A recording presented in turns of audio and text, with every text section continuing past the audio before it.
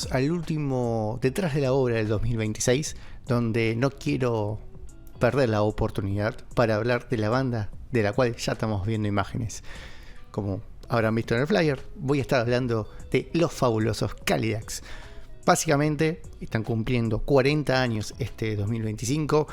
El sábado 13, este sábado que pasó, he ido a uno de sus dos recitales en Ferro. Los dos estos cierran esta etapa por el tour de los 40 años y la verdad, ya fui manija, salí manija. Porque primero es una banda que tiene un montón de hits que cuando vas a verlos en vivo la vas a pasar bien. Es imposible que no conozcas al menos 7, por decir poquito, de un puñadito de temas que posible que no los conozcas. Y te puedo asegurar que conoces muchísimo más de lo que vos pensás. Vamos a estar hablando un poquito de su carrera. Voy a tratar de tomarlo un poco, no te digo muy dato duro, profundo, porque hay miles de biografías de los fabulosos Cadillacs por internet, lo buscan, hay documentales, hay entrevistas que hicieron, hay un montón de especiales. Así que no me quiero centrar en eso, sino que me quiero centrar y usar de excusa a los fabulosos Cadillacs para hablar y dar ejemplo de una banda que ha continuado más allá de los percances económicos de la Argentina y de los percances que su decisión artística, ¿no?, les ha acarreado, ¿no? Han sabido romper esos prejuicios y se han sabido ganar, ¿no?, el respeto de la crítica especializada, por así decirlo, y obviamente ganar un público que los acompaña fecha a fecha con una parva de hits, porque es una parva de hits. Es increíble que hasta en los discos que menos se han vendido siempre han puesto 1 o 2 temas en rotación y temas que han quedado en el cancionero popular. Vamos a ir arrancando para no perder más tiempo, ¿no? Oficialmente la historia arranca en enero de 1985, donde en su momento todavía llamados Cadillacs 57, se presentan con un primer show al público en la ciudad de Mar del Plata. Esto fue en Vía Fellini, con un público conformado por apenas 70 personas, pero 70 personas que vieron el debut de una banda que venía a mezclar ese ska, esas influencias del ska que venían del lado de Inglaterra, de esa segunda oleada, con esas influencias del punk. Tal vez una banda que técnicamente no era la mejor, una banda que iba aprendiendo con el correr de los tiempos, con las fechas, y no solamente a cómo funcionar como banda, sino como músicos. Aprendían a pasos agigantados, tal vez en algún punto podemos ir viendo en los próximos años, en los próximos discos también que vamos a ir repasando, pero que daban sus primeros pasos en el under de forma profesional, por así decirlo, porque si bien ellos debutaron el 19 de enero del 85 como los Cadillacs 57 y luego muy poco tiempo después se renombrarían como los fabulosos Cadillacs, la historia de esta banda empieza un par de años antes, ¿no? Cuando un joven Flavio Cianciarulo, luego de la separación de sus padres, viaja a Buenos Aires con su madre. Él es oriundo de Mar del Plata. Un dato de color que en verdad él sigue teniendo mucho contacto. Hoy en día vive en Chapadmalal, su familia está ahí, visitaba regularmente a su padre ahí en esta ciudad en verano, y por eso mismo también el debut se da casualmente en esta ciudad. Él llega a Buenos Aires ya con ese bichito de la música dándole vuelta, sin ser un académico ni un profesional, un amateur. Así que empieza a juntarse con amigos ahí del barrio, que se empieza a hacer, y arma una primera formación, una bandita con amigos, en donde incluía ya a Mario Spinnerman en teclados y Aníbal Rigosi en guitarra. Esta primera formación, si bien sufrió un par de cambios entre idas y vueltas, se termina de concluir, ¿no?, o oficializar, cuando Flavio se encuentra con a quien él define como su hermano en la vida. Estamos hablando de Gabriel Fernández Capelo, persona que la vida lo ha cruzado por contactos en común, y que de hecho lo irónico de todo esto es que han nacido no solamente en el mismo lugar, sino con horas de diferencia. Tenían no solamente eso en común, obviamente los gustos musicales estaban muy a mano, ¿no?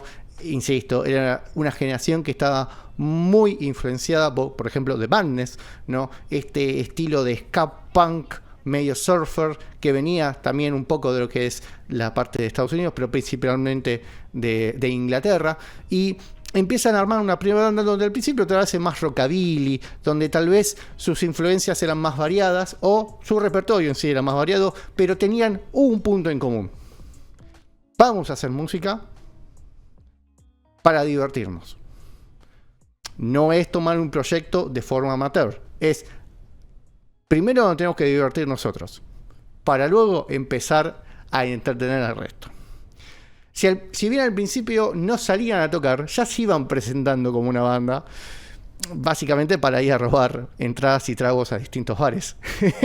Hasta que oficialmente decidieron encarar más por el lado del ska y el ska punk, y ahí se arma y se termina conformando una primer formación que, como había dicho antes, iba a incluir obviamente a Vicentico y a Flavio, el corazón de toda esta movida musical, y mayores compositores.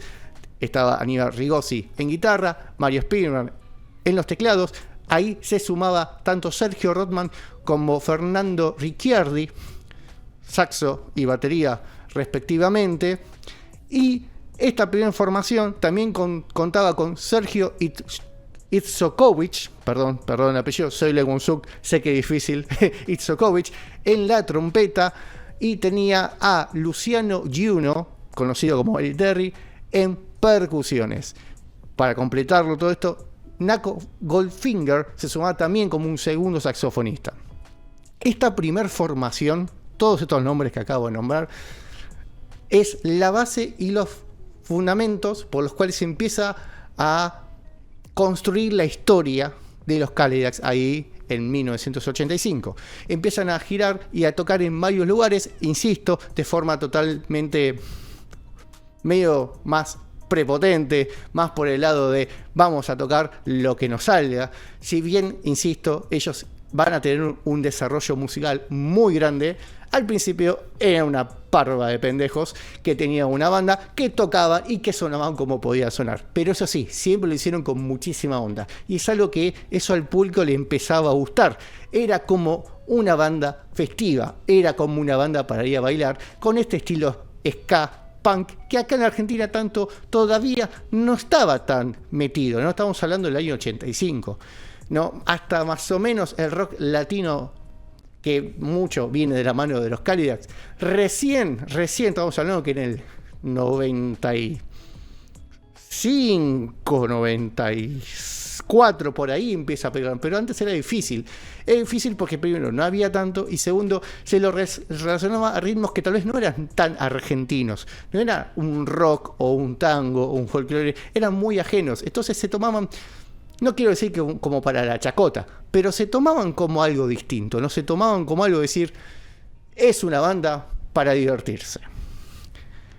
Esto los lleva al año 1986 y de la mano de la producción de Daniel Melingo, sacar su primer disco, Bares y Fondas, que básicamente compilaba un puñado de canciones, ¿no?, que ellos habían terminado de componer y que Daniel Melingo había intentado ponerlas más o menos en orden. Este disco, por este bagaje que le venía diciendo, no termina siendo muy bien recibido por la prensa porque era medio desprolijo, si bien no gozaba de muchos virtuosismos ni cuestiones técnicas muy finas. Eran un montón de personas recién comenzando en esta carrera musical y había que más o menos hacerla sonar.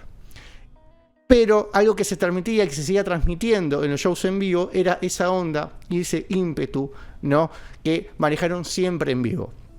Esto obviamente no estuvo muy acompañado con las ventas, pero sí empezaban a tener un puñado de público que excedía normalmente estas primeras 70 personas que lo vieron en Mar del Plata, y que con ese ir de tocar en varios lados empezaron a construir un público que los relacionaba a eso. Vamos, tocan los Cadillacs, vamos que la vamos a pasar genial.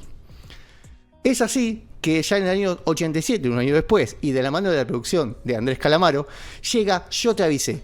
Y aquí tenemos lo que podría ser un primer salto a la fama, porque ya Yo Te Avisé es como una especie de Bares y Fondas 2.0, donde la composición tiene un carácter más importante, seguimos en la estética más ska punk, pero ya los arreglos están mucho más delicados, el sonido es mucho más claro, tenemos una clara mejoría del material. Si bien venía con la onda de Bares y Fondas, esto es un progreso y es como una especie de 2.0 de esa banda, donde obviamente acá aprendieron un montón. ¿Por qué? Porque no solamente la pegaron con este disco tuvo un montón de repercusión, no solamente acá en Argentina, sino en el resto de Latinoamérica, cosa que le permitió seguir de gira, no solamente por Argentina, sino por países limítrofes y un poquito más allá, y ahí empieza a tomar contacto con algo que iba a ser un sello, ¿no?, de los Fabulosos Cadillacs, que son los ritmos latinos. ¿Vieron que yo le dijeron? Perdón, lo conjugué como el orto. ¿Vieron que yo les dije que es una banda que tiene una parva de hits? Bueno, en este primer disco, Bares y Fondas, te voy a nombrar un par de temitas, ¿no? Yo quiero morirme acá, Silencio Hospital y Basta de llamarme así. 3 temas que son clásicos, que si bien tal vez no tocan tanto, están ahí dando vueltas. Este segundo disco, Yo Te Avisé, ya tiene 2 temas que hoy en día siguen siendo parte del repertorio y que son casi obligados. Tal vez el segundo no tanto, pero el primero, a mi consideración, sí. Estamos hablando del Genio del DAP y de Mi novia se cayó en un pozo ciego. Tema que, a ver, más posteriormente ha sido reversionado, pero el Genio del DAP está casi muy parecido. Ya tenemos entonces 2 discos, 5 temas que han circulado bastante y que hoy en día son clásicos, y que este segundo disco les permitió expandir, no solamente encontrando más público, más aceptación del público, no de la prensa o de los medios especializados, pero sí los públicos, y empezaron a sumar ritmos latinos por este contacto que tuvieron y estas giras por Latinoamérica. Esto se ve reflejado en sus posteriores 3 discos. Hasta acá tenemos una pequeña etapa como de formación de la banda y la formación del nombre de la banda. Los siguientes 3 discos que suscitaron entre 1988 y 1900... 1, 2, 3, estoy contando. Entre 1988 y 1990, casi un disco por año, tenemos 3 discos producidos exclusivamente por los mismísimos Fabulosos Cadillacs, 3 discos que empezaban a sumarse a la movida de tomar ritmos latinos y empezar la fusión, tomar ritmos distintos como el hip hop y el rap, y a su vez empezaban a darle más bola a la composición, a que suene mejor lo que está sonando, no tanto a la onda y al baile. Si bien siguen siendo discos que tienen momentos bastante festivos, hay algo que pasa en esta construcción que es una evolución hacia algo más, ¿no?, de la necesidad de la banda de ir un poquito más allá y tomar contacto con estas raíces más latinoamericanas. Estamos hablando de los discos de El Ritmo Mundial, El Satánico Dr. Calidad y el volumen 5, perdón. Esos 3 discos, en ventas y en popularidad y todas esas cosas, fueron como en caída, lamentablemente. ¿Por qué? ¿Vieron que lo dije antes? Que los ritmos latinos y el ska y estas cosas sí, todavía no eran muy bien vistas o no tan familiarizadas acá en Argentina. Bueno, ellos fueron, ¿no?, una de las bandas que fueron con este estandarte de esta fusión de ritmos y que se chocaron con esta primera realidad de, obviamente, los prejuicios de la gente, ¿no? Si bien ellos venían sumando no solamente más hits, ¿no? Voy a nombrar, por ejemplo, del Ritmo Mundial, tenemos Vasos Vacíos, canción que grabaron con la mismísima Celia Cruz, cosa que le dio cierta como una especie de validez, ¿no?, esa validez que estaban buscando en el público latinoamericano. Celia Cruz vino y le puso como el sellito, que también le sirvió a ella como para enganchar público joven. Ojalá, porque esto de los featuring no es nada nuevo, ya pasaba. Con el satánico Dr. Calidad, si bien se alejaron un poquito de estos ritmos latinos y venían en contacto más con el lado del hip hop y el rap, se daba un primer cambio de sonido, pero que todavía estaba en esa fusión, ¿no?, de de ritmos, cosas que tal vez, insisto, no eran tan comunes acá, o eran un puñado de bandas las que venían a formar acá. Y Volumen 5, un disco que tuvo un problema, que hoy justamente estaba repachando el disco, y el problema es que no sabían cómo venderlo. La disquera dijo, chicos, está buenísimo el disco, suena muy lindo, cada vez suenan mejor, muchachos, pero con tantos estilos yo no sé ni dónde meterlos. Y un poco esto es lo que le venía pasando. Ellos, en esta fusión y en esta búsqueda de evolución musical, se encontraban con tal vez un público que todavía era medio cerrado en la variedad y la escucha variada de cosas, ¿no? Hoy en día tal vez es más común que haya, de hecho uno va al show de los famosos Cadillacs y ve un montón de grupitos de personas, ¿no? Están los más skate punk, están quien lo va con su familia, van los más informales, que tal vez ahí vendría yo, los post 30 que los conocieron ya casi al final de los 2000, al final del año 2000 en sí, ¿no? No, porque todavía no llegamos, pero esa variedad del público todavía en esos años, en los años 90, finales de los 80, si bien había mucha gente que escuchaba todo, todavía había bastante sectorización en el público. Entonces esto, en las ventas, nunca llegaron a equiparar a lo que terminó siendo el ritmo mundial, ¿no? Yo te avisé, segundo algo que fue un hit, ¿no?, de primera. Aún así, dentro de todos los temas de estos discos, podemos rescatar Vaso Vacío, como he dicho, El Satánico Doctor Cálida, Contrabando de Amor, Carnaval Toda la Vida, Demasiada Presión, Siguiendo la Luna. O sea, estamos hablando de discos que... Perdón, me adelanté con el León, pero bueno. Discos que fueron sumando y temas que recorrieron y tuvieron mucho corte de difusión. No se reflejaba en las ventas. Y toda esta etapa, fue una etapa muy difícil para la banda, de conflictos internos por esto mismo. Ellos siempre se mantuvieron unidos como grupo humano, por así decirlo, pero había que sacar a flote, ¿no?, una banda que estaba, o que se podía ver una banda en pique, una banda que ya no podía conseguir ese caudal de público. De hecho, luego de Volumen 5, de haber hecho una gira extensísima también por toda Latinoamérica y llegando a ciertas partes de Estados Unidos, tienen que lanzar por contrato un disco más, sacan lo que es el maxi de Sopa de Caracol, tratando de repetir un poco esto de los juegos de la fusión con los ritmos latinos.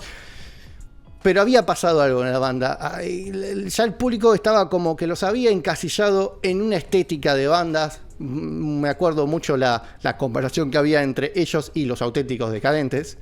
No tengo nada contra Los Auténticos Decadentes, me parece una banda muy buena. Iba a decir increíble, pero tal vez a mi gusto no sé si es tan increíble, pero es una banda que es muy buena, tiene un montón de hits, pero que es una banda para fiestas.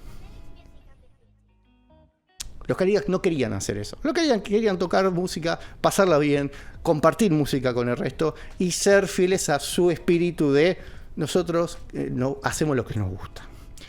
En una nota ellos mismos dicen, creo que es Vicentico quien dice, lo peor de todo es que nosotros no queríamos ser una banda así jodona o satírica. Nos pusieron ese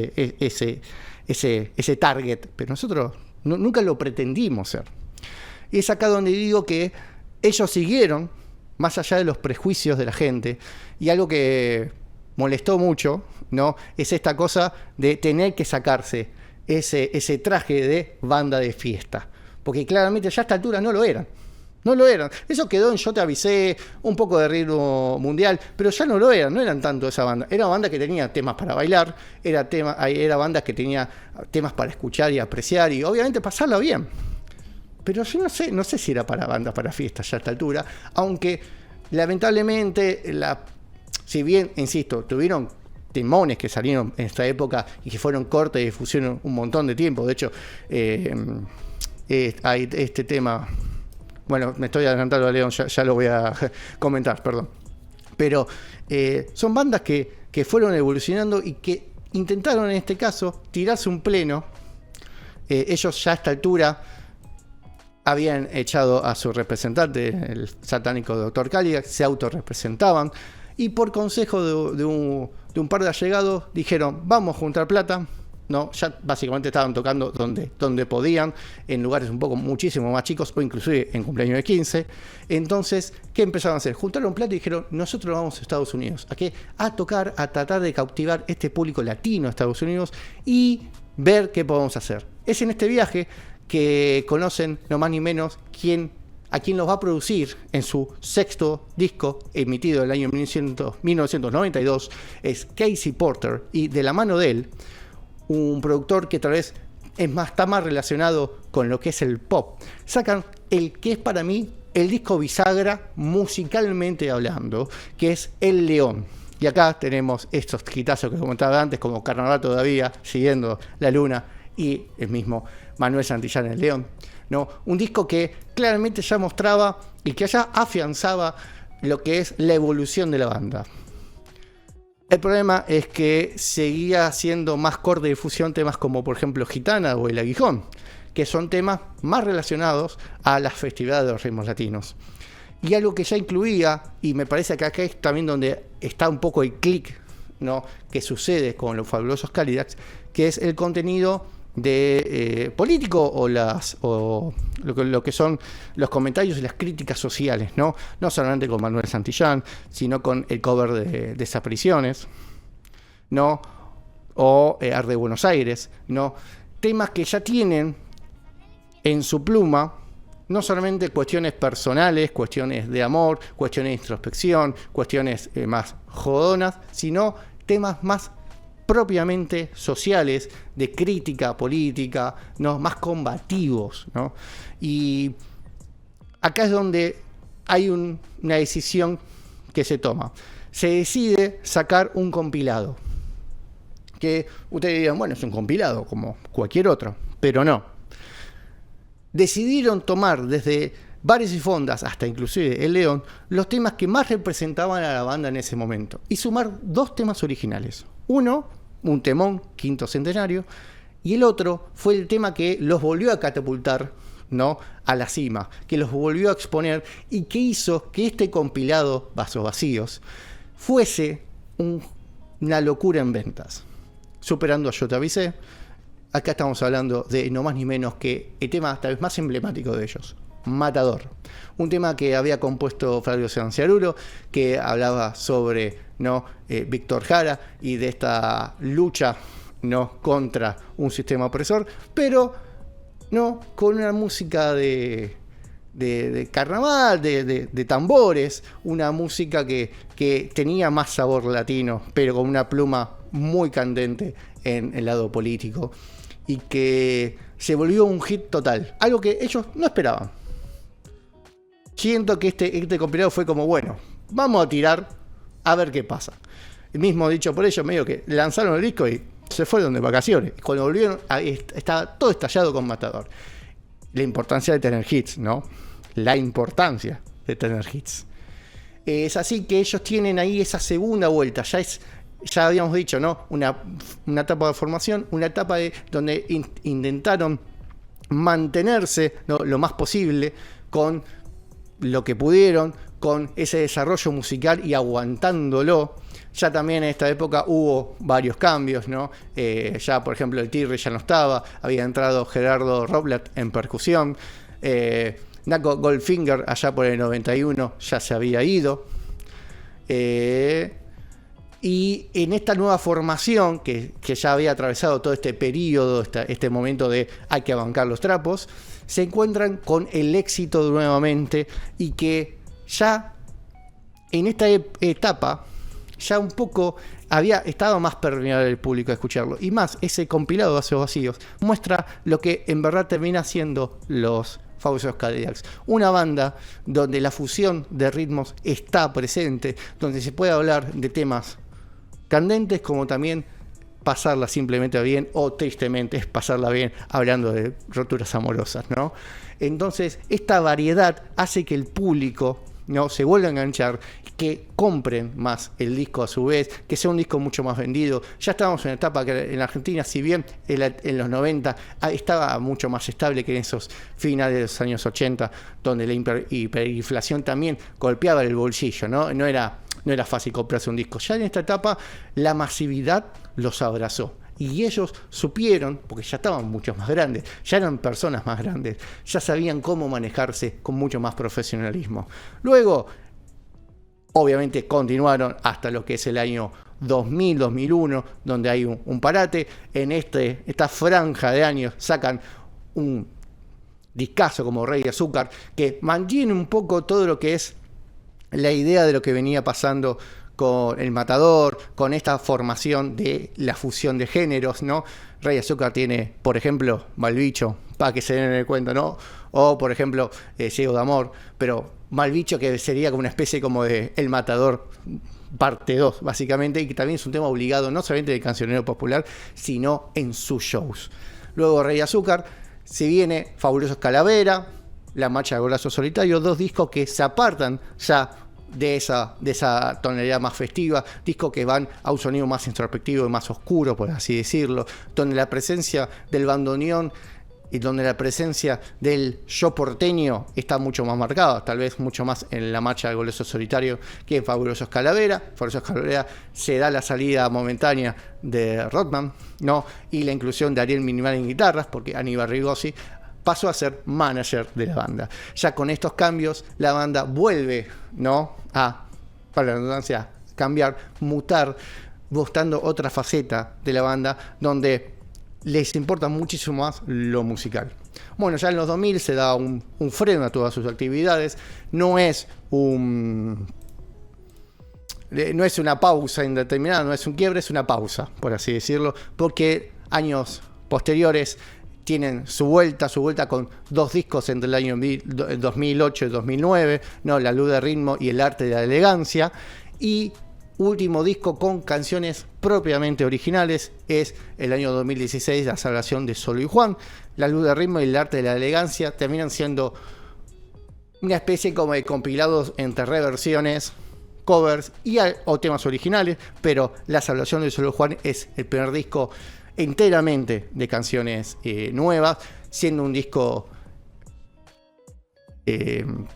siendo un disco conceptual que ya conforma a la actual formación, ¿no?, de los Fabulosos Cálidas, que incluye a Astor Cianciarulo en batería y percusión, debido a que, bueno, Gerardo Roblat no se puede sumar porque ha fallecido en el año 2002, y tiene a Florian Capello, hijo de Vicentijo, en guitarra, ya que no se encuentra Ariel Minimal.